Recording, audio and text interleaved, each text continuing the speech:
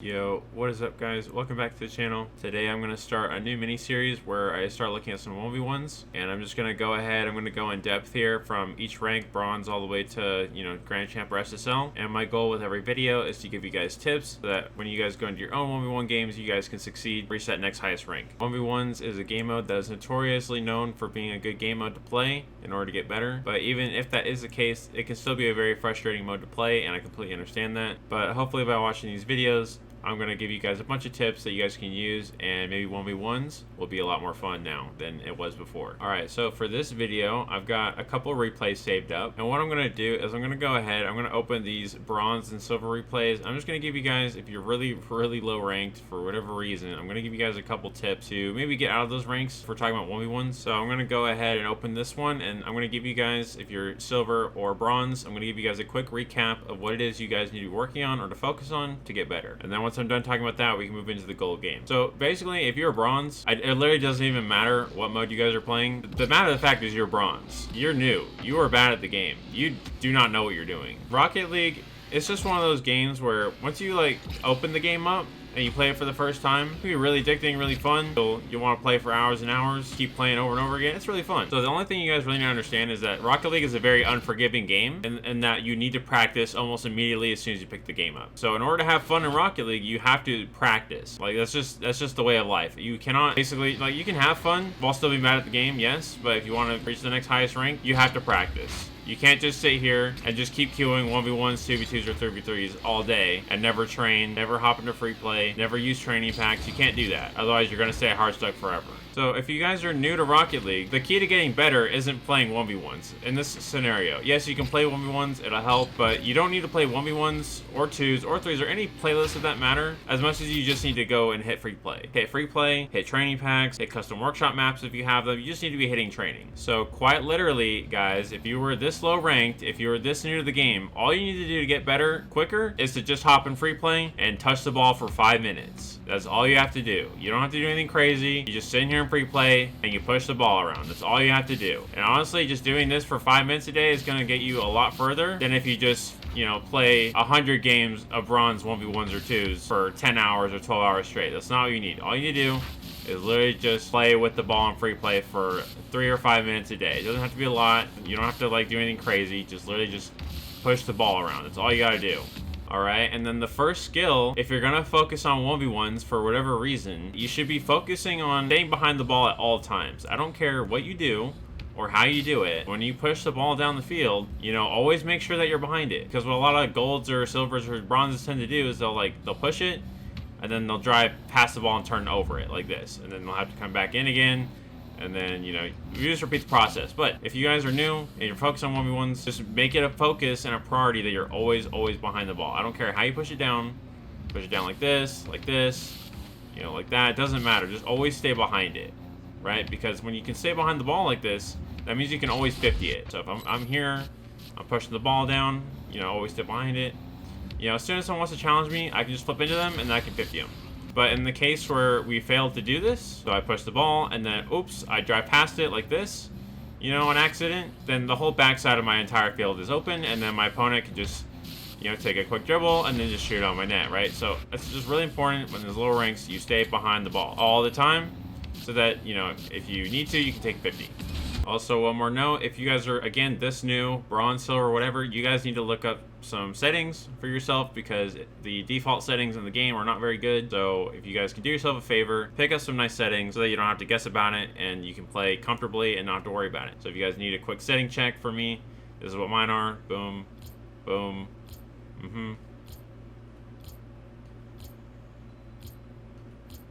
Alright, there you go. I just flashed them all on screen. You got good settings, you're going to set yourself up for the rest of the game. I've said this before, but that's just how it is. You got good settings, and then you just never have to touch them again. That's the best way to go about it. So if we look at this example, Christopher, I would argue that Christopher has actually some decent settings that you could actually work with.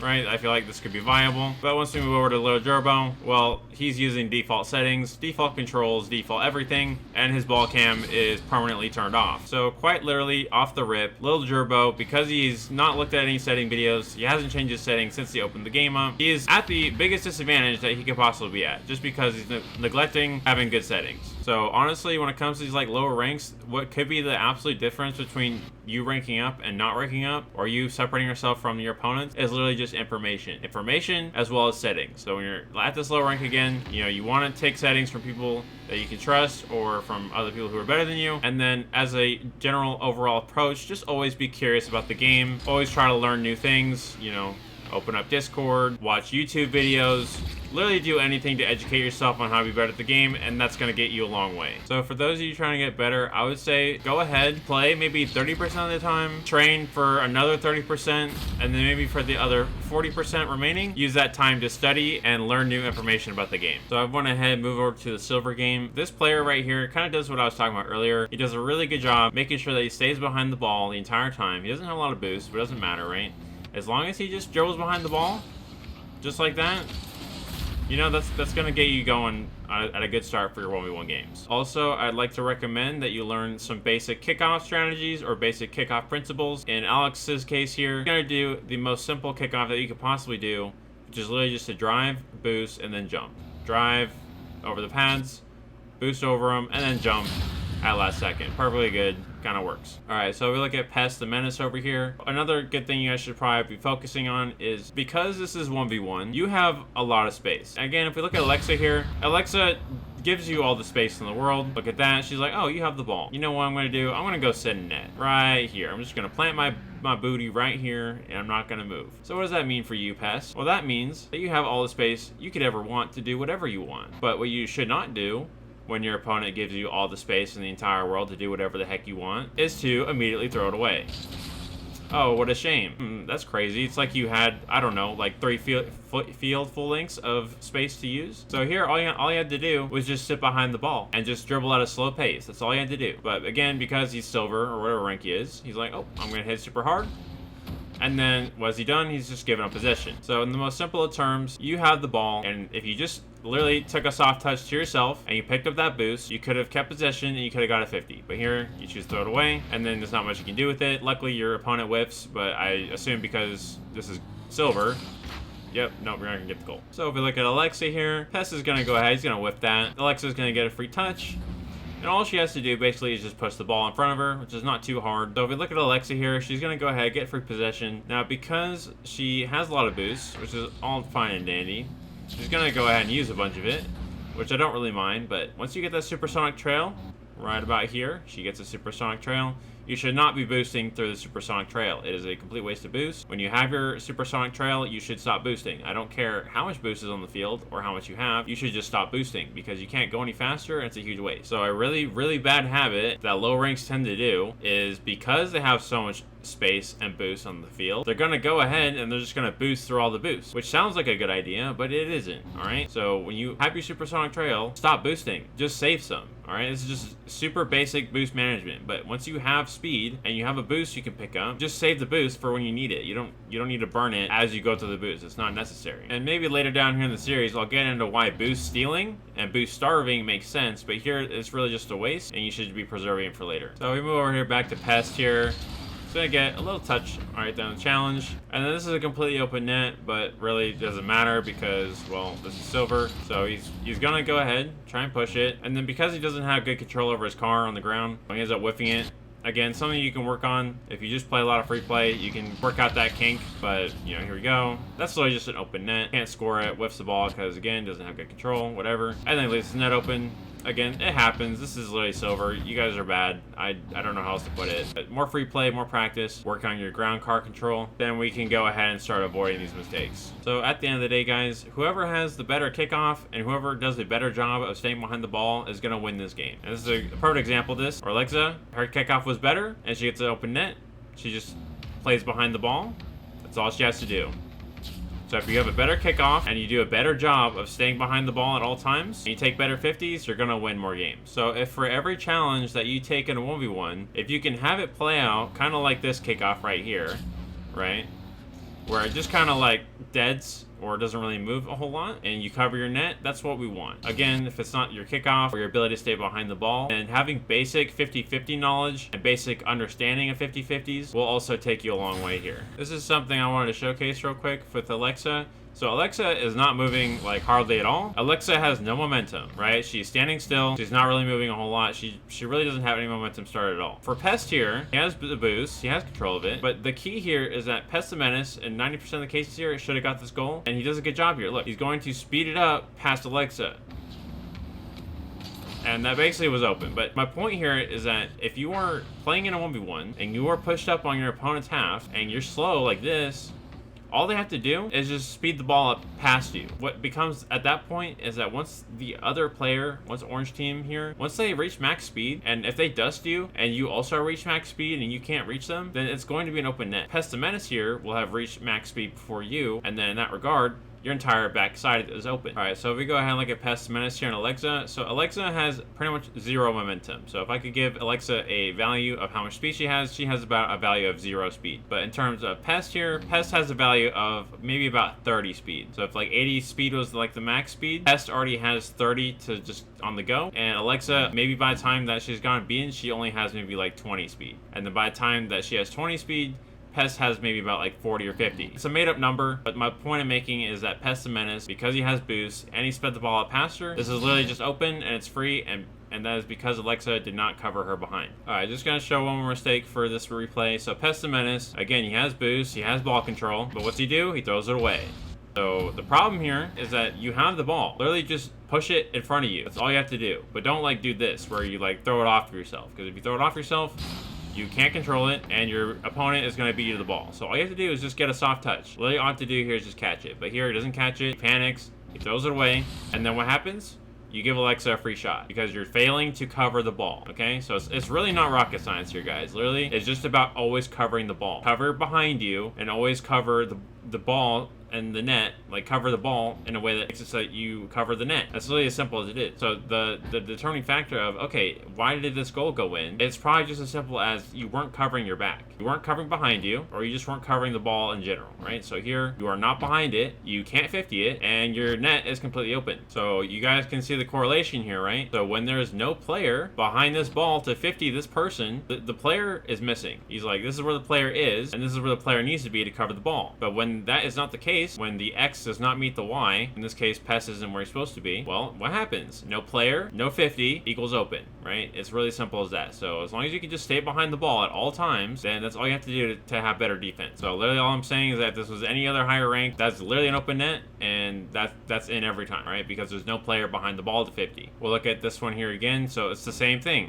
Where does the player need to be to block this? Pest the Menace is here, but in order to block it, Pest the Menace needs to be right here, right? It's really not a hard concept. You just have to stay behind the ball any and every chance that you get. So if we move over to this goal game, we're going to immediately see all the tips that I was talking about and just the immediate skill difference. We're going to see the camera settings are already better. This is better camera settings. These are also much better. So the camera settings are better. That's just good. I think both players have a decent understanding of kickoff. Yep, definitely good 50-50 knowledge. In terms of like actual skill, moving from silver 1v1s to gold 1v1s, we've basically already gone up like 2 or 3 ranks. At least if we're talking about like 2s or 3s. And you guys will see throughout the series that with 1v1s, the skill difference between each rank becomes massive. Alright, so let's go ahead and look at Sai here. So Sai has 100 boost. He has full boost, he has the entire field to himself, and what's he gonna do? You'd be surprised.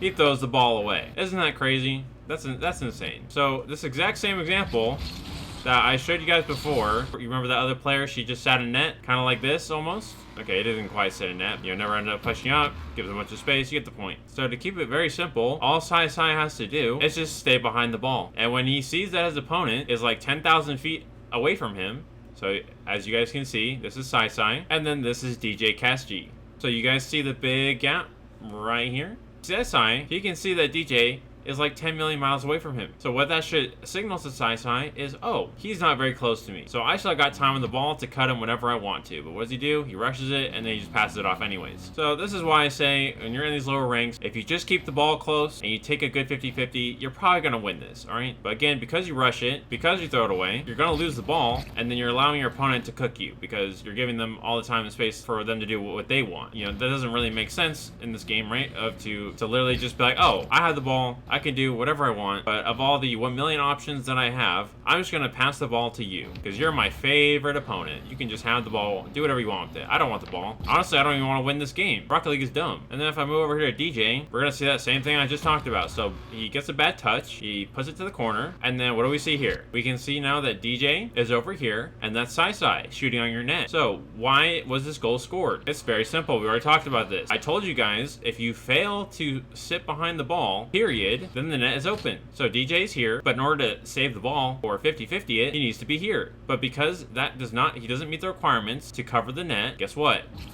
It's open.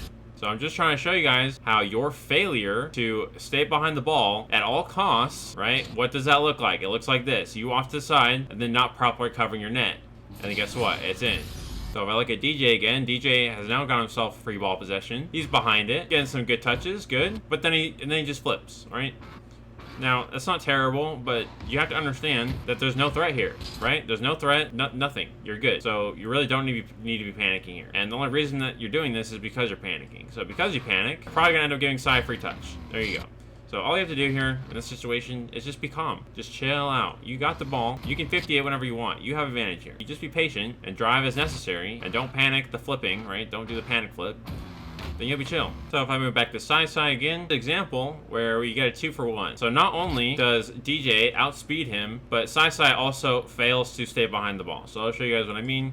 But DJ gets his touch right here, and then Sai right about here, he messes up his recovery, and then he flips past DJ Castillo, or yeah, DJ Castor. So at this point in the replay, from this angle, Sai is not covering the ball properly. The only way he can push it is back towards his own net because he is facing the same direction as his opponent. So he's facing his goal, so that means that he can only push it into his goal. He's on the wrong side of the ball to cover it, and not only that, but DJ is overall just moving faster than Sai to this ball in general. So basically, it's a 2-for-1, like I said. Either, he's not covering the ball properly, and then he's also slower than his opponent. So you mix those two together, then it's a guaranteed goal every time. All right, so because this is gold, I'm not going to get like too in-depth into 1v1 positioning, because in 1v1, there is really not any rotation. It's just kind of like you're moving based on your opponent. But for the most part, Sai is actually in a good position here. He's got a really good boost amount, but he's just very impatient. He's going to end up pushing this ball a bit early. You really should just let DJ push into him and then go from there. But he ends up rushing it quite a bit, pushes into DJ, and then ends up whiffing this ball. And that's going to be free open net. But what DJ should have done is he should have pushed up towards this front post. So this front post right here. So he should have inched towards the front post here, as DJ was pushing in. So as DJ goes ahead and creeps up on your net, then you can creep up. But here, I really feel like he should just stay back post for a little bit longer and then, find the right time to challenge. I just wanted to highlight again quickly that these kickoffs for this rank anyways, they're getting much, much better. And just overall, again, having a good kickoff, it's going to be really, really important. Even at the higher ranks, you'll find that even in GC 1v1 lobbies, if you are even remotely less confident on kickoff, you're going to get punished for it almost every time. So I would just say, if you are going to play 1v1s and you want to improve in 1v1s, then I would very much emphasize working on your kickoffs. Like, I would believe that in 1v1s, that your kickoff is, like, the most important thing. So if you really want to rank up in 1v1s, work on that kickoff, like, day and night. Do it every day. I don't care. Do whatever you can, but get good at them because they are absolutely crucial to play good game 1v1. Looking at Sai, I want to emphasize this 1v1 positioning mistake. So after a kickoff, he loses the kickoff. Nothing really wrong with that. But the problem is he pushes in on the same side as his opponent. So he's going to push in on that same left side as DJ. That's not what you want to do. What you should always, always, always do every time you lose a kickoff like this is you need to always default to taking the pads, okay? Take this pad right here, take this one right here, maybe take this one, but you need to be on this side because if you're on the same side as your opponent, I'm not going to get into all the details, but basically you're at a huge disadvantage and you're more likely going to get demoed. If you don't get demoed, he's just going to shoot it up here on the top right where you're not covering. So once again, if you lose the kickoff here, take this pad, take this one, and then you just wait. You just have to wait because at the best case scenario, they're just going to toss it to you and you can get a free possession. But here you have to wait. And look, it's a free shot. So if you just had sit in the back post here for the most part and then creeped in as he shot, guess what? You can cover the shot. Here we go. Do you guys see how him being in this position here? So if we look at him, DJ, all right, like I told you, he's either going to do one of two things. He's either going to bump you because you're easy to bump. I mean, in this case, you aren't that easy to bump because you're on the wall. So because you're on the wall here, he's just going to shoot far post. So if you guys go ahead, look at this angle right here, right? You're on the far left side of the goal. And if he shoots it, bottom right over here, you're not reaching it. So literally all DJ has to do here is shoot that far bottom post and you will never catch up to it. But if you move like I told you to, take this pad, this pad, this pad, and you move into here, now you're covering that far post up here, down here and up there, you're covering it. So when he shoots at your far post or even your near post, covering the whole net. If you're here and you move in like this, you're gonna get that clear and maybe even get a free goal out of it because you'll get a nice, you know, bit of momentum out of here. Just real quick, I'm gonna show it again. He's going to repeat the exact same mistake I just covered. So what's SciSci going to do? He's going to push into the same size opponent. Look at that. Boom, boom, boom. So now, once again, he's not covering his far post. Like I said, this thing right here, all the way back here, he's not covering it. So again, what he should do here is he should be defaulting to his far back post that he isn't covering. But again, he pushes in, gets to here, yada yada. And then guess what? Where does DJ shoot it? He shoots it at your far post. The part of the post that you're not covering, and it's in. Alright, this will be my last point for the video here, guys. Look at SciSci, he does actually do some good here. Gets a nice touch off the wall. And then how does he get this win? Well, all he has to do is just outspeed DJ, right? And now look at this. So now that SciSci has bumped DJ, SciSci is going like 80 miles per hour, and DJ is moving at like 0 or 20.